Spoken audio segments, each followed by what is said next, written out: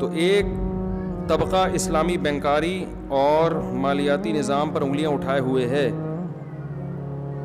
کہ بسم اللہ پڑھ کر خنزیر کھا رہے ہیں. آپ اہل علم کی کیا رائے ہے؟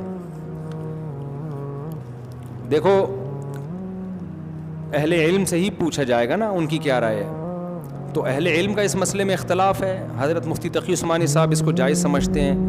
ہم نے نیوٹرل ہو کے جو تحقیق کی ہے تو ہماری رائے میں بھی یہ جائز ہے. اس لیے نہیں کہ حضرت مفتی تقی صاحب کا فتویٰ ہے, بلکہ نیوٹرل ہو کے جامعۃ الرشید کے ایک پورا پینل تھا جس نے 1 سال تک بینکنگ کو پڑھا ہے, جس میں میں بھی اس کا ایک ممبر تھا. تو ہمارے دورے ہوئے, پورا سسٹم جو ہمیں اشکالات تھے وہ ختم ہوئے ہمارے. تو پوری تحقیق کے بعد ہم نے فتویٰ دیا, میں نے بھی, کہ بھئی یہ شرعن کیا ہے, بولو جائز ہے. بنوری ٹاؤن کے علماء کہتے ہیں جائز نہیں ہے, ان کی اپنی تحقیق ہوگی. ایسے موقع پہ جب علماء کا اختلاف ہو جائے تو آپ کو جس اسکالر کی بات پہ اعتماد ہو آپ اس کی بات پر عمل کر لیں. عوام کے پاس اس سے زیادہ کر نہیں سکتی. دوسرا, حضرت مفتی تقی عثمانی صاحب تو بینکنگ کے ماہر بھی ہیں, بہت زیادہ مہارت ہے ان کی, دنیا گھومے ہوئے ہیں, بینکنگ کو پڑھائے سمجھائے. باقی کوئی بنوری ٹاؤن کا عالم اعتراض کرے تو بات سمجھ میں آتی کہ عالم ہے نا, لیکن آج کل ایک عام اسکالر سے اعتراضات کر رہے ہیں مذہبی. وہ بھائی تمہیں کیا پتا یار, وہ کہتے کان ادھر سے پکڑو ادھر سے پکڑو, ایک ہی بات ہے. کسی چیز کو جائز یا ناجائز کرانے کے لیے صرف اتنی بات کہ کان ادھر سے پکڑو ادھر سے پکڑو. اسلامک بینکنگ کی روح میں اور سودی بینکنگ کی روح میں بڑا فرق ہے. اسلامک بینکنگ میں لون ہے ہی نہیں, سمجھ میں ہر یہ بات, شاید لون کا لفظ استعمال کرتے ہیں, لون نہیں ہے. وہ 6 عقود پر اس کی بنیاد قائم ہے, مضاربہ, مشارکہ, بیع سلم اور مرابحہ اور استثناء اور اجارہ. یہ پراپر عقود ہوتے ہیں باقاعدہ. اب دیکھنے میں ویسا ہی لگ رہا ہے نا, تو دیکھنے میں ایسا ہی ہے, حقیقت میں ایسا نہیں ہے. تبھی اسلامک بینکنگ کی جو فائنینسنگ ہے وہ بہت محدود پیمانے پر ہوتی ہے. عام بینکوں میں تو جب چاہو جتنا چاہو قرضہ اٹھا کے دے دیں گے. تو میں جانتا ہوں کچھ مذہب سے محبت کرنے والے بھی اسکالرز ہیں جو بیچارے نادان دوست کی طرح اسلامک بینکنگ کے خلاف کورٹ میں کیس کر رہے ہیں. ان کو پتہ نہیں ہے کہ آپ اخلاص میں کیسا اس امت کا بیڑا غرق کر رہے ہیں. انہوں نے کیس یہ کیا ہے اسلامک بینکنگ کے خلاف کہ یہ اور سودی بینکنگ ایک ہی ہے, لہذا اس کو پروموٹ نہ کرو, حالانکہ وہ مخلص لوگ ہیں. او بھائی, ابھی الحمدللہ چیف آف آرمی اسٹاف نے بھی ایکشن لیا ہے, کہا جاتا ہے اس پہ کہ یہ سودی بینکنگ کو ختم کرنا ہے.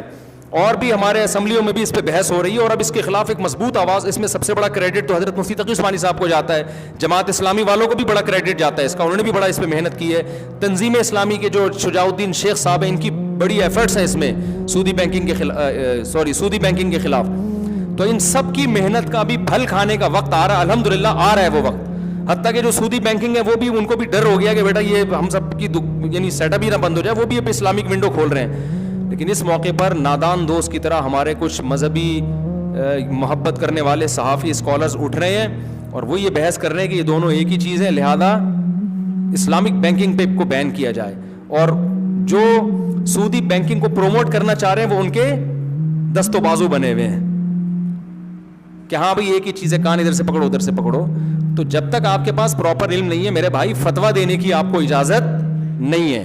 فتویٰ مفتیوں کا کام ہے, یہ صحافیوں کا کام, اسکالرز کا کام, انجینئروں کا کام, ڈاکٹروں کا کام نہیں ہے. آپ جس فیلڈ کے ماہر نہیں ہیں تو پیچھے ہٹ جائیں. آپ بات سمجھانا بھی, بعض لوگ آتے ہیں کہ کہتے ہیں اس کو سمجھاؤ آپ بٹھا کے. اب ایک آدمی میں ایک دیکھو 8 سال علم حاصل کیا ہم نے مدرسے میں, 1 سال دورہ حدیث, بلکہ 2 سال کا ہم نے دورہ حدیث کیا, حدیث کی شروحات پڑھی, سودی مسائل بھی, نکاح طلاق کے مسائل بھی, وراثت کے مسائل بھی, اور اخلاقیات کے مسائل بھی. پوری 10 سال میں نے, یا جتنے علماء ہوتے, میں اپنی بات نہیں کر رہا, پورا ایک پراپر وے میں پھر 20 سال تک تحقیق کا کام کیا ہم نے, مسائل پہ ریسرچ کا. اس کے بعد آدمی ایک قابل ہوتا ہے جا کے کہ وہ کہیں تحقیق کر سکے. اور ایک آدمی جناب اس نے ساری زندگی انگلش پڑھی ہے, اسلام پڑھا ہی نہیں ہے, اس نے پڑھا ہے تو کتابوں سے سرسری طور پر, ایک بیس ہے ہی نہیں. اس کو کیسے سمجھائیں, اس کو بندہ اس کی کھوپڑی میں بٹھائے کیسے یہ بات.